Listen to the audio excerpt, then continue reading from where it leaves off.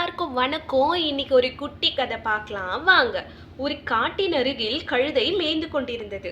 அருகில் இருந்த குடிசையில் பெரிய சேவல் ஒன்று இருந்தது. அதுவும் இரை தேடி அலைந்து கொண்டிருந்தது. திடீரென்று அங்கு ஒரு சிங்கம் வந்தது. சிங்கத்தை கண்ட சேவலும் கழுதையும் மிரண்டு பலமாக கூவின. சிங்கத்திற்கு கழுதையின் குரல் புதிதல்ல. ஆனால் அச்சிங்கம் சேவலின் கூவல் கேட்டதில்லை.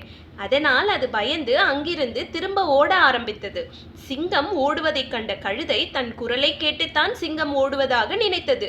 தன்னை பற்றி பெருமையாக எண்ணிக்கொண்டது. தனக்கு அதிக பலம் இருப்பதாக நினைத்தது. உடனே சிங்கத்தை துரத்தி கொண்டு ஓடிற்று. சிறிது தூரம் சென்றதும் சிங்கம் திரும்பி பார்த்தது. கழுதை தூரத்தில் ஓடி வருவதை கண்டது. அருகில் சேவலை காணவில்லை. அதனால் அதன் பயம் நீங்கிற்று.